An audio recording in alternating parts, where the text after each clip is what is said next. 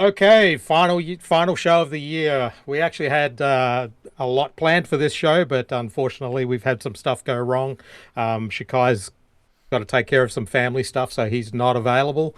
And major portion of the show was going to be covering Coney Island and Bermuda Motocross Association, and that all comes from Shikai. So we will bust through some stuff that we need to wrap up for the end of the year, and then we'll come back big and strong in the start of the next year and take care of some business. A couple of things that we've completely forgotten was the winner of the bag of swag. We forgot to announce that, so we'll announce that tonight. Rider of the year.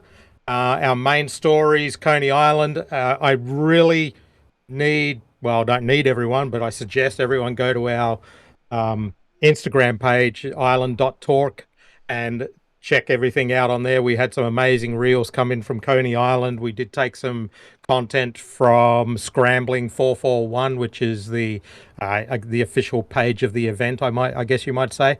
So if you want to see some stuff and some amazing racing, just go over there and check it out. And there will be some from next Sunday. We'll post it as we get it.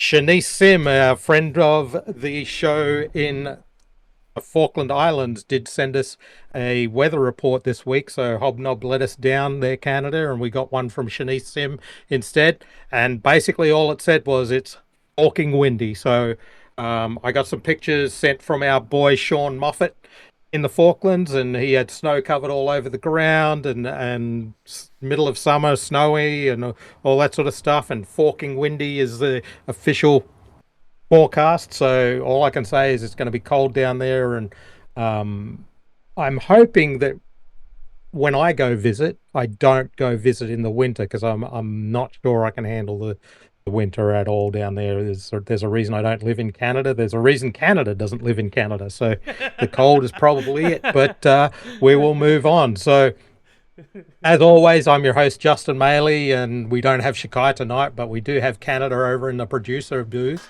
First thing we're going to get to tonight, we'll go order as I've written it. So Rider of the Year.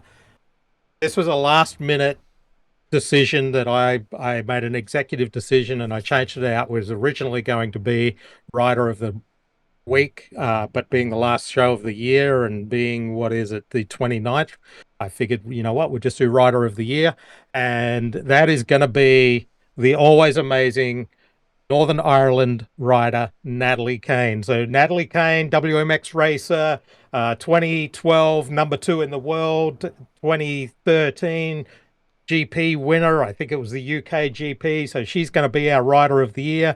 I know Canada's coming up with a plaque, or he's going to chisel something out of some ice or do something, and we'll send that over to Natalie in Sweden, who's currently in Sweden. Now, the thing is, I have never met Natalie in person. I've seen her at the races and stuff like that, but I've just never had the chance. She's busy. I'm busy. Natalie, I'm a huge Natalie Kane fan. She's just one of the friendliest people that you will speak to. Her mechanic, Frida, I make fun of Frida all the time and just say you don't F with Frida. So they are an amazing team. And Natalie is a fairly new mother and actually got back to racing this year. I think it was like 9 weeks or something after having a kid. So she gave birth, then kind of went back to the championship, and she was kind of riding herself into shape and did well. I'm not sure how she did in the actual overall standings for the Swedish Championship, but we'll get to it later. She will be on our new Talking Heads series, so we will delve into it deeper. But congratulations, Natalie Kane, Rider of the Year for the Island Talk. The fact that you are from Ireland, and on Island Talk, we will send something over to you for thank you for your input, and we'll have you on sometime in 2026. Now, the Bag O' Swag winner that we completely forgot to announce last week was actually James Camilleri. I believe he is on Goso, and I think he's actually the father of a previous Rider of the Week, which was Maria Camilleri. So, James, we do have a bag of swag here. We will be sending it over to you. We will need you to get in touch, DM us on Instagram, let us know an address that we can get this to you. And I think it's got to go through every gate of hell to get to Gozo and get to you guys. Probably not as many gates of hell to get anything to Falklands, but I'm assuming it's not going to be super easy to get stuff to Gozo. But we will get you a bag of swag here shortly. So if you send us an address, we'll get it over to you, my friend. Now, Coney Island round one happened this past weekend. The track looked amazing. Super fun event. I don't have any results because I just didn't have any information. And again, Shikai's off doing Shikai things, so we just don't have any information about that. There is something that I do want to say about the event. I read in an article in a Bermuda newspaper that the president of the Bermuda Audubon Society, I'm not going to drop any names, was disappointed that there was going to be a motocross event on Coney Island. So I find this really, really troubling if I'm honest. I've built a lot of tracks all over the world, and I've worked at a lot of places, mine sites, you name it, heavy equipment, and I've worked alongside environmental agencies at pretty much every single one of these. Now, what I really get frustrated about is when someone that chose not to work alongside the event or chose not to show up and put in their their 2 bits, their 2 cents to make the event a success, goes elsewhere to complain about the event. That really grinds my gears. And the problem is, this event is not a new event. Jai Mitchell, the guy that kind of pretty much put everything on, and he had a lot of help from people all over the island. Everyone knew this event was coming. Everyone knew that there was going to be a motocross track put on Coney Island. Everyone knew it was going to happen. Now, I'm not going to call anyone out because I don't know the specifics, but if anyone that's working in an environmental agency in Bermuda did not show up on the Coney Island to make suggestions or help out in any way, that's on you. Don't go complaining to the media to get attention. Don't go complaining to this. You need to show up, be on site, and if you don't like what's going on, work out a solution. The fact that I've been past Coney Island many, many times, there's invasive species all over the island. There's weeds everywhere. It's not a perfectly groomed island. It's just not. The little inland lake in there is atrocious. And then someone comes along to put an event on the island and put it back better than they started with it. And I know for a fact it goes back better than it was because they pick up a lot of trash.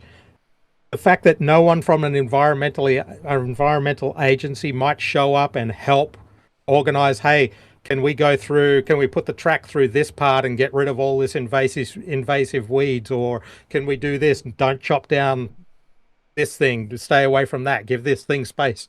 That's what should happen. It's not destroy an event or destroy a massive thing that is good for Bermuda just because you want to complain to the media. That's my 2 cents. I'm not going to go on about it anymore. But Jai did an amazing job in the media. He definitely cares about the island. He definitely cares about Coney Island. Yeah, he definitely cares about the sport and all the kids in Bermuda. So my request to anyone in Bermuda is just step up and just help Jai and Shikai and all those people out to get the event on and make it a success for everyone. That's all they're trying to do. And, there's the opportunity to replant and build it back better. That's just how it needs to be. End of rant. Let's move on. Jai's still got another event there, and hopefully this event will happen for many, many years to come. And every year, tilling up that soil and making it better and more fertile will only be a good thing for Coney Island if it's done right. And Shikai and Jai, I know that they're just trying to do it right. So good luck to them all. Now, from Bermuda Coney Island to Bermuda Boxing Day race. I don't have any information. I know my boy King Brown. I sent some messages and I was looking for my boy King Brown on the feed that they had, which was great, by the way, for anyone that was doing that. You definitely need an Australian announcer to come over and help you out, though. So if you get me on a flight, I'll be there as quick lickety split. but my boy King Brown wasn't on the island, and I don't have any results. I've just looked for some results right now. I know that I usually get some information from Tina and co from the Bermuda Motorcycle or Motocross Association, but with the holidays and everything, I just don't have anything. So we're just going to move on, and hopefully after they run their New Year's Day race, which is next week, or is it this week? When's the first? Canada? Is that this week? Yeah, it's going to be this week.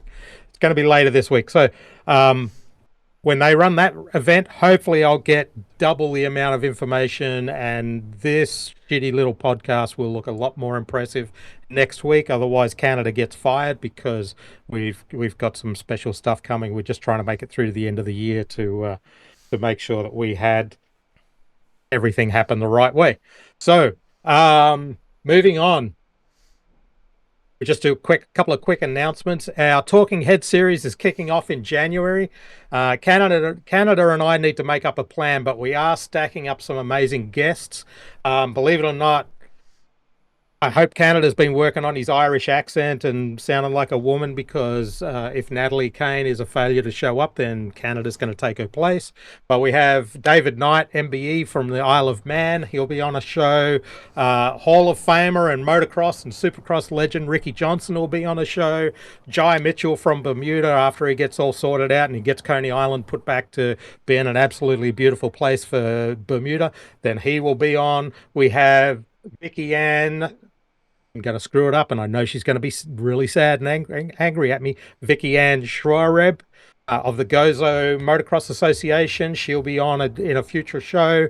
And then one of the ones that I'm most looking forward to is Sean Moffat from the Falklands. He and I have been going back a little bit, back and forth on Instagram, so I'm really, really looking forward to having him on the show.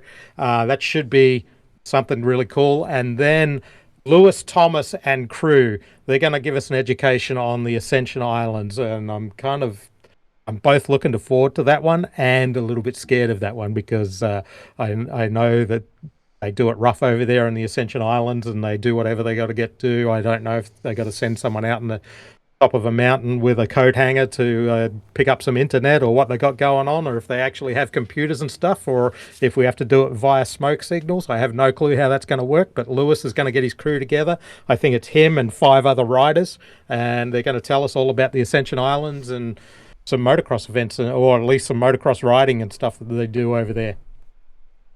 Other than that, I don't have a lot to end the year off with. I know this has been pretty piss poor planning from myself, but our Buy Me a Coffee link will be in our channel bio on Instagram and YouTube, SoundCloud and Spotify. All funds will go towards supporting the Island Athlete Development Program. You're not actually buying me a coffee or Canada a coffee or anything like that.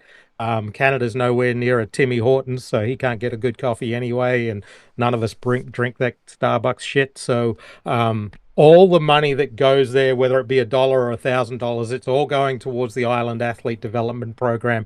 We do have Tino Tucker Wall, who's going to do the first event, which is the RCSX. We started to line out all his stuff, all his gears on the way. Everything's happening with that. If you did buy a shirt to support that, they're currently being shipped right now, so they are on their way, and everything that goes along with those, that's all happening. That's all good. Wrapping it up, like I said, this was going to be short and sweet, but wrapping it up, as always, you can get us on the Instagram at island.org. We'd love to hear from you. We do have conversations with everyone. We do appreciate either the pat on the back or the kick in the nuts. It doesn't matter. We will try and do better. And if you want us to talk about you or talk about your island, then, help us out. We will have some content coming from the Philippines here shortly. So they have some amazing championships going on, and they've started listening. We have bunch of information coming from them. We do have a language barrier, so Canada, if you can find someone that can speak Indonesian, that would be good. And then Philippines, whatever that language is, Filipino, whatever that is. So we're going to have a language barrier there, but we'll work that out. Like I said, short and sweet. Make sure you drop in and give us your address.